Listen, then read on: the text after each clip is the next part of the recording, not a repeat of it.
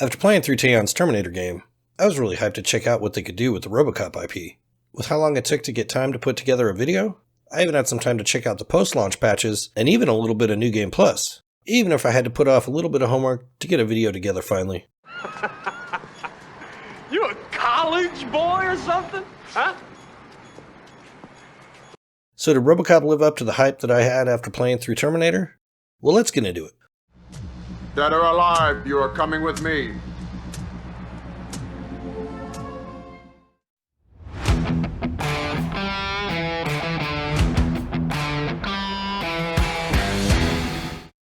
Welcome back to JBG. Today we're talking about RoboCop Rogue City on PS5. Due to the gritty nature and my personal history with the franchise, I'm going to run a bit more loose on the censoring on this one than I usually do. Bitches leave.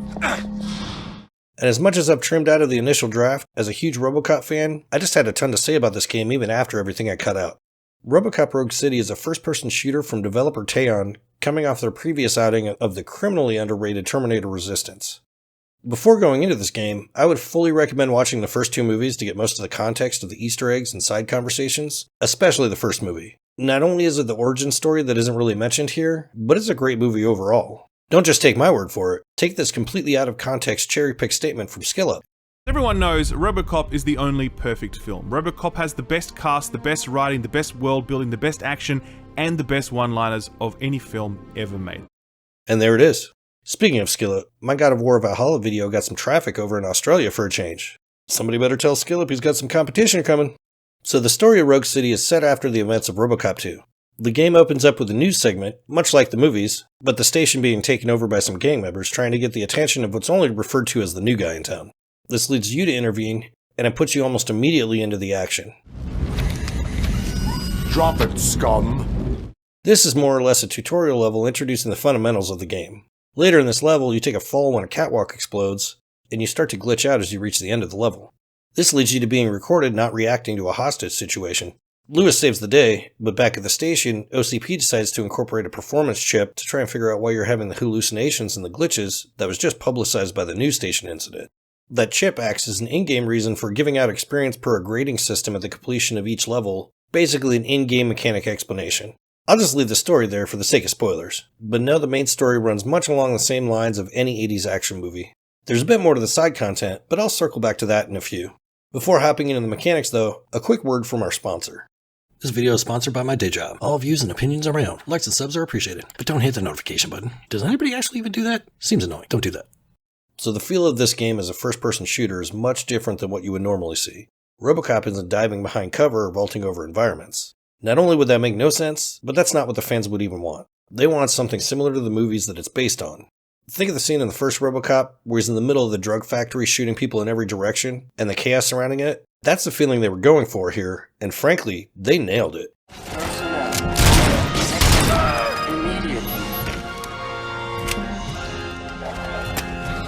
You have your iconic Auto 9 as your primary weapon, and you can pick up enemy weapons throughout the levels for a change-up. But you're generally going to fall back on the Auto 9 because it's got unlimited ammo. By endgame, I was almost exclusively using the Auto 9 because the upgrade system works so well for it.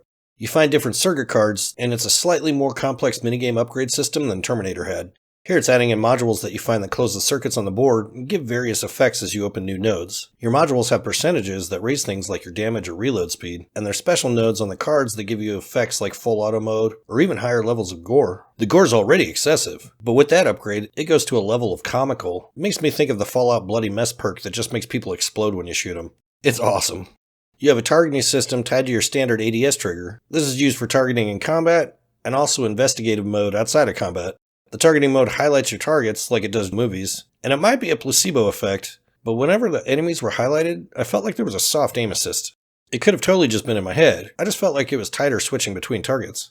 A nice touch here is also the CRT scan lines whenever you use either of these modes. Just a touch from Teyon here that fans can appreciate. You do have a fast walk, but you're not running anywhere here, which is kind of a double-edged sword. It actually feels fine in the combat sections. You're essentially a tank, and it plays well that way. But there was a big surprise when I first started playing. Combat's only about half of the actual game here. You'll be walking around plenty in the downtown area. This is where you're going to do most of the side quests. There's usually a bit of action sprinkled into any of the side missions, but there is way more downtime here than I expected for a RoboCop game. A lot of this content can be skipped, but it's where the heart of this game really shines. There's so many Easter eggs and references to the movies. What do you mean, $1? It's $23.50. It really shows how big of fans the devs over at Teyon are of the source material itself, and some of it to a point that might not be for everyone. One example, and not to get too spoilerish, there's a side quest you go on with a police informant, Pickles. Pickles. Yes, Pickles. You go with Pickles to a video rental store to find a specific movie you can't remember the name of. After picking up random videos based on vague descriptions he had, he throws out random commentary to whatever you pick up. Love that one. You know, that movie could have never happened. The director threw out the script after reading a couple of pages. Thankfully, his wife picked it out of the trash, and after reading it, she forced her husband to give it another look. This is one of those double-edged sword Easter eggs. Huge fans know this is a reference to the first movie and how the director reacted to reading the script. Casual fans aren't going to get this reference, and it could just seem like pointless filler conversation.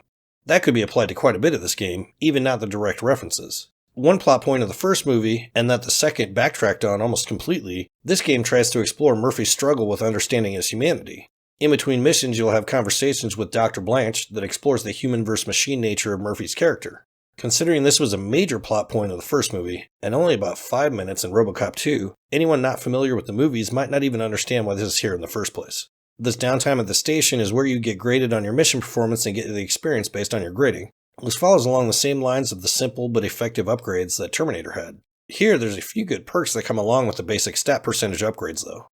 Things like temporary shield to reduce damage, to bullet time slow effect, even an ability to ricochet rounds off the wall like in RoboCop 2. A perk I didn't personally use too much, but another great reference to the source material.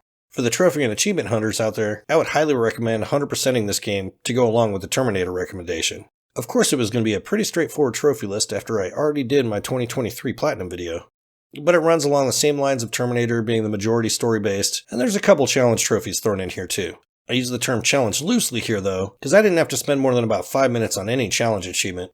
There are a couple in-mission trophies that you could miss on your first run without a guide, but they also have that same autosave system at every single level, basically giving you a level select like Terminator did. So replaying a mission is pretty direct and not too tough to go back and pick up anything you missed. Before totally going into the pros and cons, I first want to mention some glitches. I'm having trouble. Though I didn't really run into anything game-breaking, there are a few things I want to talk about. In cutscenes, whenever the angle changes, there's this weird digital fade effect right at the angle change, but it was extremely distracting for me. I'm sure it's only a glitch. A temporary setback. You call this a glitch? For a couple of these actual glitches, I'm not sure many people will catch them unless they're pretty big fans of the movies. The first being the very first cutscene of the game didn't have the multiple TV fade into the news report, it was just a blank screen. Knowing the news reports from the movies, I knew right away this wasn't what it was supposed to be doing. A quick restart and it worked fine, but this wouldn't be the last cutscene issue I had. Another one was having a camera cut staying on the reporter when the new guy in town was talking during another segment. This one was pretty blatant that it wasn't supposed to be Casey Wong speaking, so not directly tied to any knowledge of the movies. The last cutscene one was actually on the very last level, and I won't explain it due to spoilers, but I did notice it, and it fixed immediately on a reload. But this is another that it's generally going to be fans that actually notice it. Graphically, I only got one real glitch, but it's one of those that just stuck around everywhere. With how good the downtown area looked for a AA dev, there's this weird static effect on the ground, especially dealing with puddles and wet streets. I saw something similar on the PS4 version of Cyberpunk at launch, so I'm not sure if it has something to do with stressing the hardware graphically more than what it should, and it's extremely minor, but it's another one of those once you see it, you're always going to see it. The only major glitch I had that really did impact gameplay itself was pretty late in the game when guns you can pick up start having scopes on them. When I would aim down sights through the scope then switch back to the Auto 9, the targeting mode wouldn't outline enemies anymore. Some of the later levels, they can blend into the background quite a bit, and the chaotic levels, they're pretty hard to make out. So this really screwed me up when trying to figure out where I was taking damage from a few times. My targeting system is a little messed up. I actually forgot all about this when I played through a few levels for New Game Plus. This one I would assume actually got patched though, since it's a mechanical glitch that impacted actual gameplay. But I can't 100% speak to if it's patched yet. They'll fix you.